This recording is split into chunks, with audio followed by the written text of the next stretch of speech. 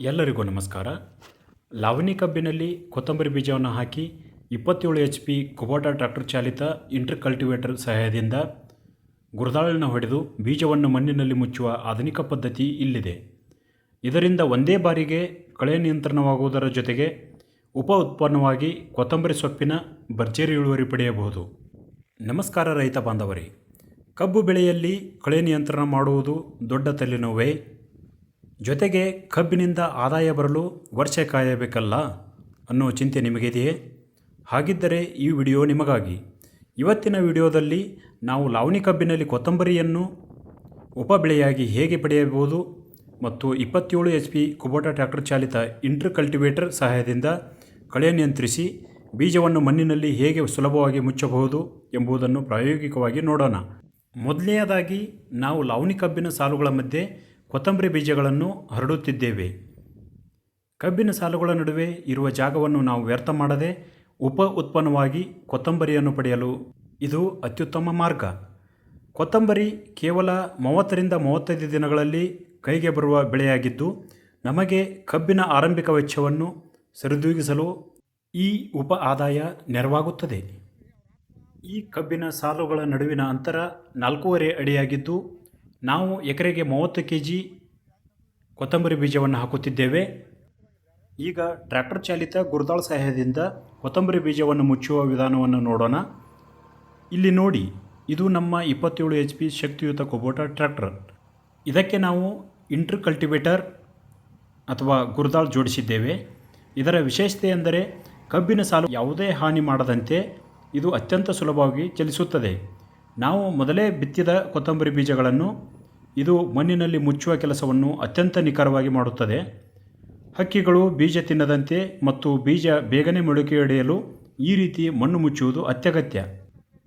ಈಗ ಈ ತಂತ್ರಜ್ಞಾನದ ಮುಖ್ಯ ಭಾಗವನ್ನು ನೋಡಿ. ಈ ಗುರ್ದಾಳ್ನಲ್ಲಿ ಒಟ್ಟು 10 ತಾಳುಗಳಿದ್ದು, ಅಂದರೆ ಒಂದೇ ಸಮಯದಲ್ಲಿ 2 ಸಾಲುಗಳು ಉಳುಮೆಯಾಗುತ್ತಿದ್ದು, ಒಂದು ಸಾಲಿನಲ್ಲಿ 5 ತಾಳುಗಳಂತೆ ವಿಂಗಡಿಸಿದ್ದೇವೆ.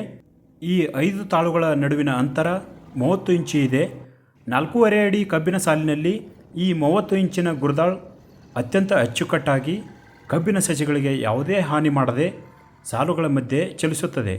ಈ ಬ್ಲೇಡ್ಗಳು ಮಣ್ಣನ್ನು ಕೆದಕುವುದರಿಂದ ನಾವು ಆವಾಗಲೇ ಹಾಕಿದ ಕೊತ್ತಂಬರಿ ಬೀಜಗಳು ಮಣ್ಣಿನ ಅಡಿಯಲ್ಲಿ ಸರಿಯಾಗಿ ಆಳಕ್ಕೆ ಹೋಗಿ ಮುಚ್ಚಿಕೊಳ್ಳುತ್ತವೆ. ಇನ್ನು ಈ ಮಷಿನ್ನ ಕಾರ್ಯಕ್ಷಮತೆ ಮತ್ತು ಮೈಲೇಜ್ ಕೇಳಿದರೆ ನೀವು ಆಶ್ಚರ್ಯಪಡುತ್ತೀರಿ. ಈ ಟ್ರ್ಯಾಕ್ಟರ್ ಚಾಲಿತ ಇಂಟರ್ ಕಲ್ಟಿವೇಟರ್ ಕೇವಲ 1 ಗಂಟೆಗೆ ಬರೋಬ್ಬರಿ 2 ಎಕರೆ ಉಳುಮೆ ಮಾಡುತ್ತದೆ. ಹೌದು, 1 ಗಂಟೆಗೆ 2 ಎಕರೆ. ಇನ್ನು ಡೀಸೆಲ್ ಬಳಕೆ ವಿಷಯಕ್ಕೆ ಬಂದರೆ ಇದು 1 ಗಂಟೆಗೆ ಕೇವಲ 2 ಲೀಟರ್ ಡೀಸೆಲ್ ಮಾತ್ರ ತೆಗೆದುಕೊಳ್ಳುತ್ತದೆ. ಅಂದರೆ 1 ಎಕರೆಗೆ 1 ಲೀಟರ್ ಡೀಸೆಲ್ ಮಾತ್ರ. ಅಂದರೆ ಅತಿ ಕಡಿಮೆ ವೆಚ್ಚದಲ್ಲಿ ಅತಿ ವೇಗವಾಗಿ ಕೆಲಸ ಮುಗಿಯುತ್ತದೆ. ಇದರಿಂದ ಮಣ್ಣು ಹದವಾಗಿ ಕಳೆಗಳು ನಾಶವಾಗುತ್ತವೆ ಮತ್ತು ಕೊತ್ತಂಬರಿ ಸೊಪ್ಪು ಬೇಗನೆ ಬೆಳೆದು ನೆಲವನ್ನು ಮುಚ್ಚಿಕೊಳ್ಳುವುದರಿಂದ ಮುಂದೆ ಕಳೆಗಳು ಬರುವುದು ತಡೆಯುತ್ತದೆ.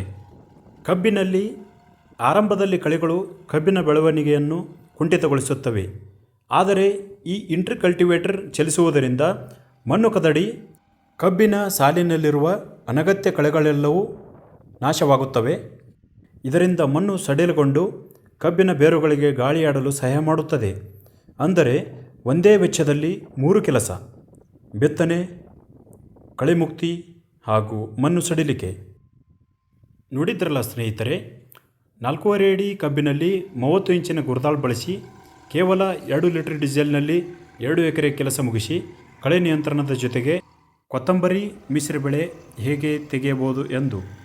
ಈ ಕೊತ್ತಂಬರಿಯಿಂದ ಬರುವ ಆದಾಯದಲ್ಲೇ ನಿಮ್ಮ ಕಬ್ಬಿನ ಸಾಗುವಳಿ ವೆಚ್ಚವನ್ನು ಸರಿದೂಗಿಸಬಹುದು. ಈ ಗುರ್ದಾಳ್ ಬಗ್ಗೆ ಇನ್ನೂ ಹೆಚ್ಚಿನ ಮಾಹಿತಿ ಬೇಕಿದ್ದರೆ ನನಗೆ ಕಮೆಂಟ್ ಮಾಡಿ. ಅದರ ಸಂಪೂರ್ಣ ಮಾಹಿತಿಯನ್ನು ತಮ್ಮ ಜೊತೆ ಹಂಚಿಕೊಳ್ಳುತ್ತೇನೆ. ಧನ್ಯವಾದಗಳು.